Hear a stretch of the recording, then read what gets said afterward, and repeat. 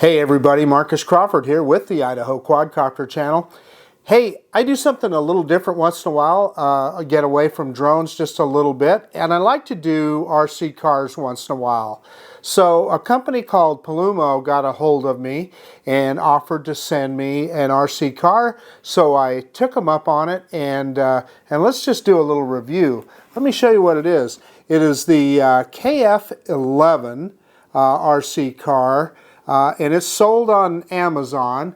It has as far as the brand name, it says right here, it says KFPlan on there. It doesn't say Pulumo anywhere on the box itself. So let's take a quick look at the outside of the box, and then we'll yank it open and check out the RC car and controller itself. Okay, let's talk about what we see on the outside of the box for the Pulumo KF11. There's the KF11 right there, 14 plus, talks about choking hazard for kids under 3 years old. It is a 1/16 scale, which I think is almost a perfect size for these kind of cars.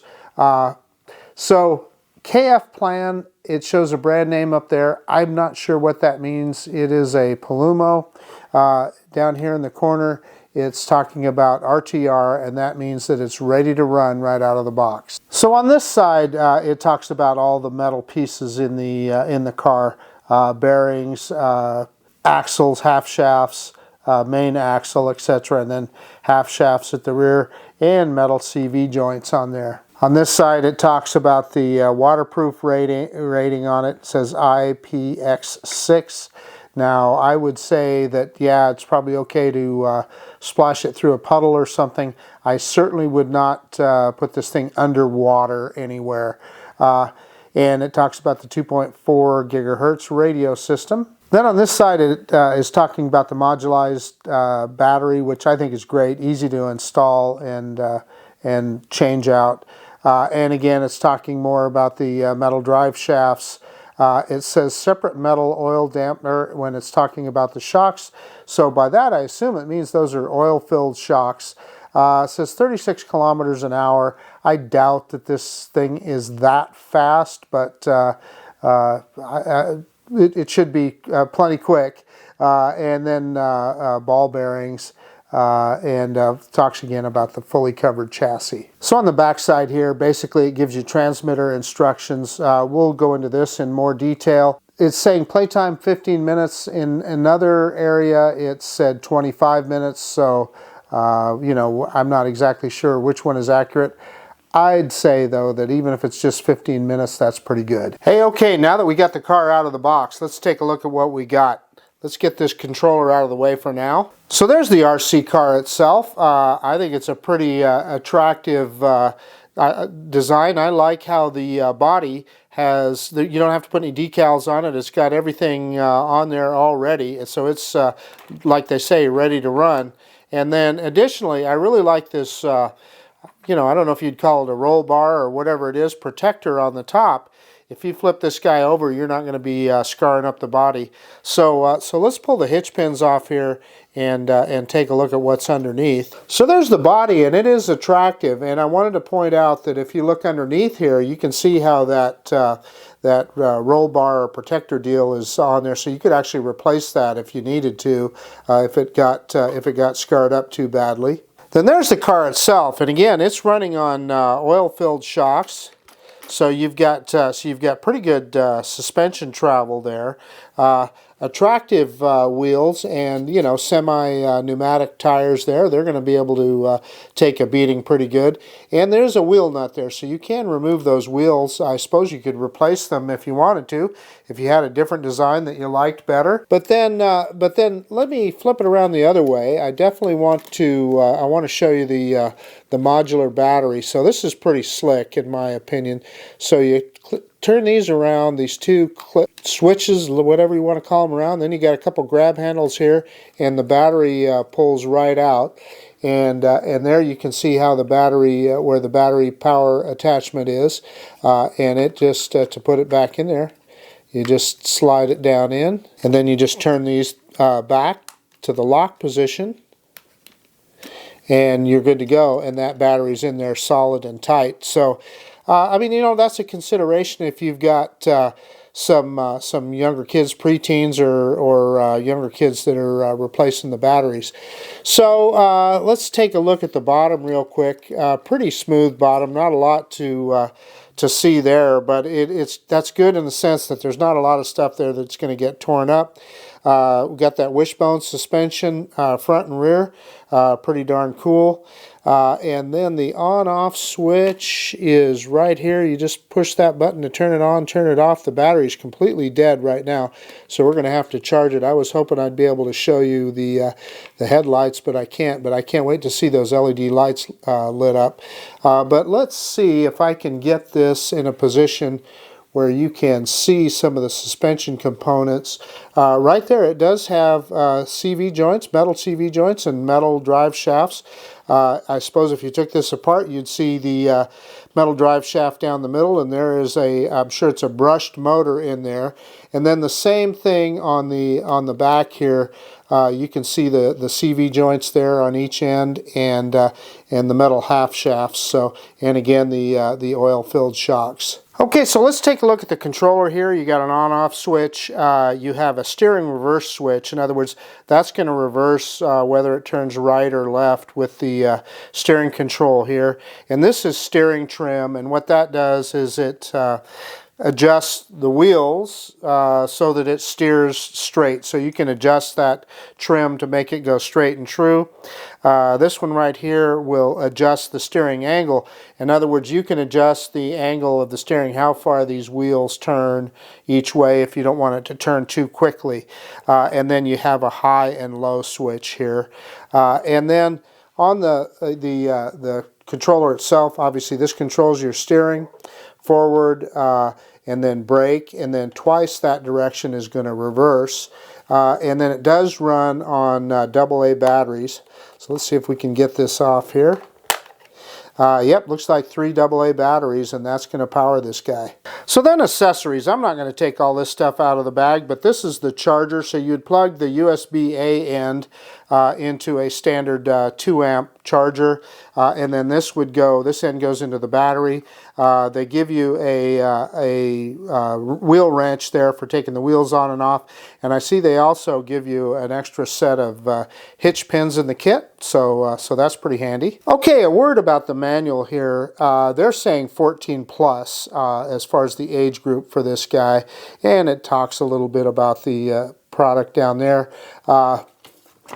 I like this manual because it goes into detail about how you operate anything, and it's a fairly good size manual, so it's easy to read and easy to understand. So anything you need to know is going to be in here. Plus, I noticed that they also give you a very comprehensive parts list, and then they also give you some pretty good blow-up diagrams of the product itself in case you needed to take something apart. Hey, okay guys, the KF11 RC car, a couple more things about it. I noticed that they are advertising a 25-minute runtime with a fully charged battery and about 100-foot range. So it's not going to get too far away from you range-wise. But that's okay. I think that's plenty. So really, there's only one thing to do with the KF11 Master, like it says on the side there. Let's get this guy out in the field and run it around a little bit. Hey, okay, we're out in the field with the Pulumo KF11 RC car. Let me fire it up here, and I can show you those LED lights on the front. Got to hold the button down on the side for 3 seconds. And you see them blinking there. That means we're not connected to the RC yet, but they'll go solid when you're connected to the RC. And I guess what I should have showed you is you push the button on the side here, right underneath here, for 3 seconds to turn the RC car on. So what we're going to try first is I just want to make sure that the car is tracking straight and true. And you have this adjustment right here if you need to set the trim on it, but let's try it out here. Let me get it pointed straight, and I am in that was high mode. I'm putting it in low mode here. So let's see if we're going straight. Yeah, and it's pulling to the car's right a little bit. I probably said drone earlier. I'm used to flying drones. So I'm going to adjust the trim just a little bit. Let's bring it back to us. Yeah, and it's kind of going the other way. That trim is pretty sensitive on this guy. So let's go straight forward again. Yeah, and I definitely have it too far to the left now. So I'm going to turn it a little bit right. And it's still going left on me. So I was probably better off where I had it originally. So let's, yeah, and it's still going a little bit left. So I keep turning this trim knob just a little bit to the right. Yeah, that's pretty good.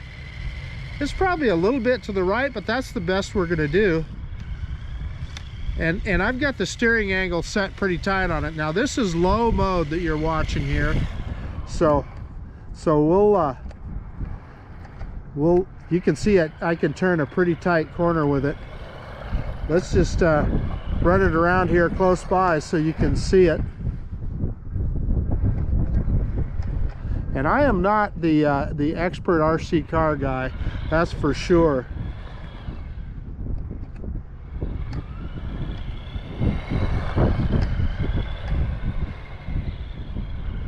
But this is low mode, and that's pretty good. And this is a four-wheel drive truck, so not bad for low mode.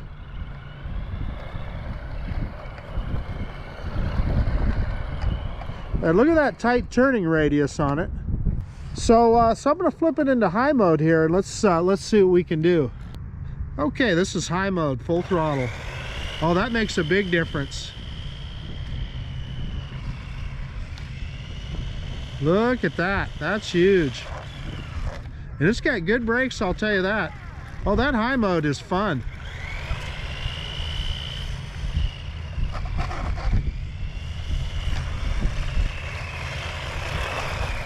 And it's got a pretty good turning radius on it, so you can turn pretty sharp. 2 clicks for reverse on the trigger. So I'm going to put it back into low mode for a second here, and I'm gonna turn that steering rate down just a little bit. The steering is pretty quick, so I'm going to turn it down just a tiny bit, and that is on that top knob right now. So I've got it back into low mode, and let's just demonstrate forward and reverse here. So pulling on the trigger puts the car in forward, and then back is reverse. So often you'll have to click back 2 times to get it to reverse. Okay, we're in a patch of grass here. Let's try it in low mode first in the grass. And you know, low mode, it's the grass is definitely slowing it down. You can see that, but it goes okay. I mean, it's coping with things okay. See, I've got it in reverse now, and it's kind of struggling a little bit to reverse. So let's put it in high rate and see how we do. Yeah, that's a lot better. Oh yeah, look at that. We even caught a wheel there. That's more like it. Look at that. Yeah, there we go.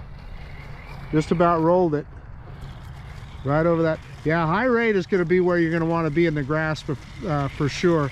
And you can see it bouncing around there. And you know, the box said oil-filled shocks, but it's bouncing quite a bit. So I kind of wondered if they were oil-filled or just friction shocks. Okay, well, I'd say that it passed the grass test pretty good. That was a lot of fun. I see a patch of snow over here. Let me get the thing in the snow for a second. Hey, okay, so we've got some icy snow here. Let's run it around, and this is a little bit, you know, this terrain is, you know, a lot rougher terrain, but it's doing okay. I mean, it's fun watching those little wheels scrabble for traction again around here. And this, oh, look at that, we got her stuck. Oh no, reversed right out of it. Yeah, that's just like what you would do if you were in a full-size vehicle. This is a lot of fun. It's doing just fine.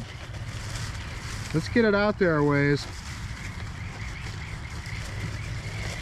I'm telling you, this is a capable little car. It's handling this snow and ice just fine. Yeah, that was just too big. We had to reverse out of that. That was a big piece of. Let me see if I can turn it around. No, we're gonna have to reverse it. Uh-oh, I think I'm stuck. Well, that's a lot of fun. Okay, I got one more place that I want to take the car here and show you. Hey, let's do an unscientific range test here. This is supposed to have a 100-foot range. Let's see if we can get to the end of this grassy area here. And again, I'm in high speed mode. And you know what? It's doing just fine. Yeah, we're clear out at the end of the grass there. So I would say range-wise, that's probably as far as you're going to want to go. Hey, okay, we've got a pretty good-sized hill here. Let's see what this guy can do. We are in high-speed mode. Let's see if we can get up the hill.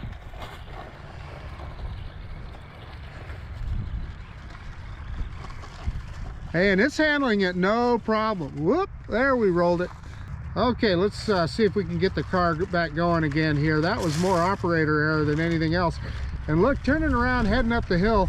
It climbs this hill no problem at all. And that is, I kind of got it behind into some weeds there. I'm gonna have to go up and get it. So I was able to free the car. It got stuck. You can see that big pile of weeds right there. And there she goes. We rolled it a little bit. So we're in high range here. And look at that, it's not having any problem, and I'm not even giving it a lot of throttle.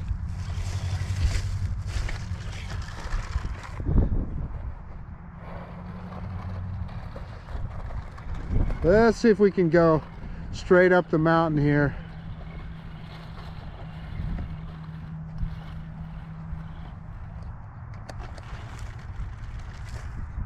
It'll do it. I mean, it's got power. Let's see if we can climb up the top. Yeah, not a problem at all. It's dragging leaves with it.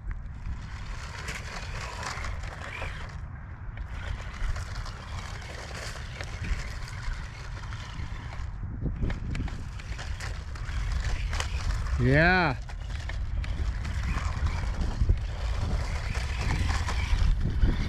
Yeah, I mean, this thing is capable. I mean, it's up and down this hill with, oh, there we rolled it again. So it's got plenty of power that you can have some fun with it, that's for sure.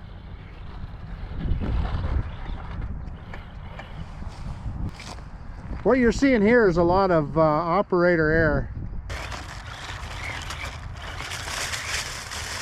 So I'm having a lot of fun. I hope you guys are enjoying this too, but you can see this guy, it's got enough power to have plenty of fun with. And hills like this are just the hill, the way where it's probably the most fun of all. And you guys, whoops, I knew that. Look, we got it out of there. You know, those big tumbleweeds with this guy are enough to yeah, there we go again. They definitely will bring it to a stop in a hurry.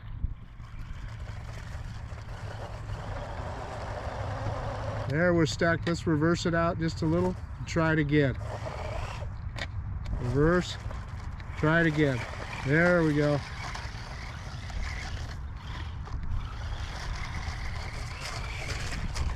There, we just jumped that tumbleweed. That's the way to do that.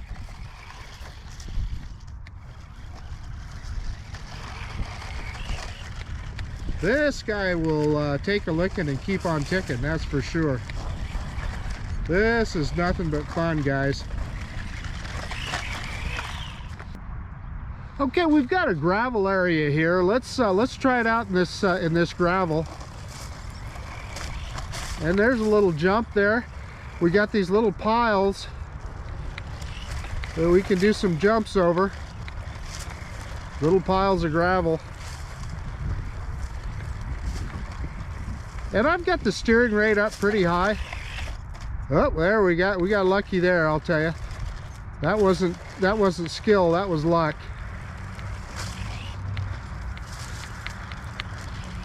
This thing is just this kind of running with this thing is just fun. And upside down.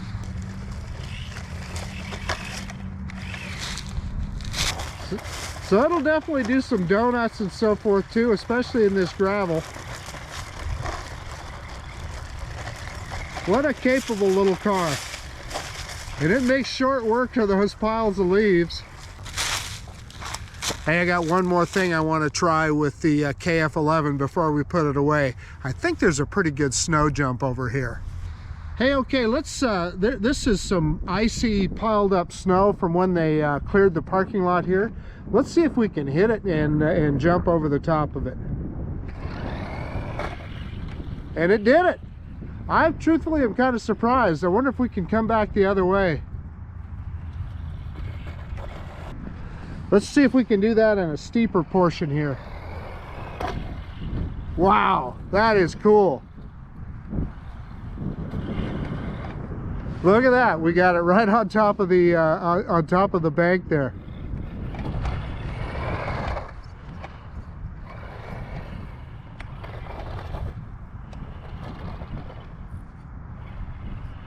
This is a capable little car. I mean, I would call it a toy, and it is, but it's capable of doing some pretty cool stuff. Ah, there, we rolled it over. Okay, I tipped it back up. Let's see if we can catch some air here. Full throttle. Well, I don't think we caught a lot of air, but it did just fine. Okay, back the other way again. Full throttle. Wow, that suspension did its job there.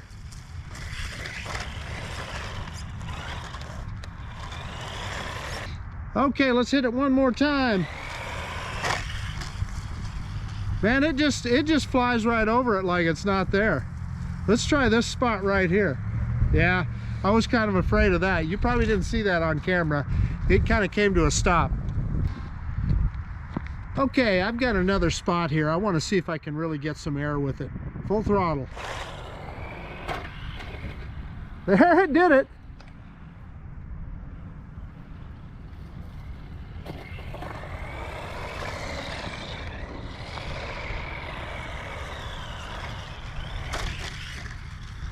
I mean, it has no problems jumping this ice. Hey, okay, the Pulumo KF11 Master, it says on the side there. I think we've proven that this is a capable little RC car. Is it a serious hobby grade RC car? I don't think so. It's more of a toy, but boy, what a toy it is. I mean, it handled everything we threw at it. We got it out here on the pavement in the parking lot. We got it out in the climbing some hills in the grass, in the gravel, and then jumping this wall of ice here that's been left over from when they cleared the parking lot, and it handled it all very, very well. So it's suitably dirty now, so I'll get it home and get it cleaned up. But in any case, I'll leave my Amazon affiliate link down below if you want to buy one of these cars. It's about $100, I think. If there's any kind of a discount code, I'll put it in there. I don't know that there is, but I think this is a perfect car for, you know, if you want to buy a car for your kids or grandkids, or if you're just young at heart like me and you want to fool around with an RC car, this is a very easy, painless way to do it. That's about it. This is Marcus Crawford with the Idaho Quadcopter channel out. And if you like this kind of content, please consider subscribing to my channel. Most of all, I do appreciate you taking the time to look at this video. And of course, we'll see you on the next one. Bye now.